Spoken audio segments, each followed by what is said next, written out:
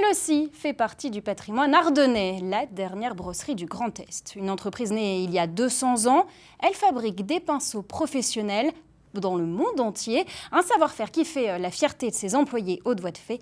Découverte signée Sophie Dumais, Xavier Kless et Mathias Landry. Danse ancestrale de la soie naturelle avant de devenir pinceau.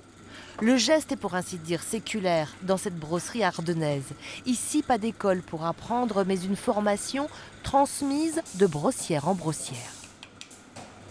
J'ai quelques bases et tout ça, mais après c'est le temps qui fait qu'on se perfectionne, qu'on trouve des petites techniques à nous qui font que le pinceau après il soit mieux et plus beau. Aujourd'hui, les pinceaux sont faits de tout poil, soit végétal, synthétique, voire métallique et bien sûr animal. La soie naturelle est particulièrement adaptée à la peinture à l'huile. On n'a rien fait de mieux depuis son invention. Quand on prend la soie naturelle, par exemple, on voit qu'au bout de cette fibre, de ce poil, on a un éclatement, ce qu'on appelle la fleur chez nous. Et donc, sur le même principe que la télévision et les pixels, plus il va y avoir de fibres au bout de cette matière, plus l'application de la peinture va être précise et sans ligne, sans trace.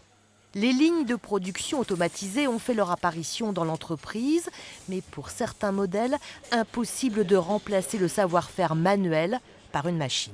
On a un nœud spécifique à faire sur les collets et on n'a pas du tout la même qualité avec une machine. En fait, le peintre, quand il va utiliser le pinceau, il va pouvoir le desserrer pour éviter que le pinceau soit en chou-fleur, qu'on appelle ça. Et le collet va aussi retenir la peinture dans la brosse. En 2019, la brosserie RBN a décroché le label Entreprise du patrimoine vivant pour son histoire, mais aussi pour ses innovations.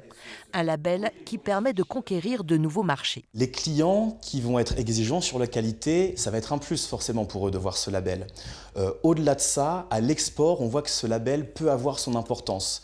Étrangement, les clients internationaux sont très à cheval sur ce genre de reconnaissance ou label que peut décerner l'État, puisque avec ce label d'État, on vient reconnaître la qualité Made in France, le fait qu'on utilise aussi des produits français avec des fournisseurs majoritairement français et qu'on continue à faire évoluer ce métier.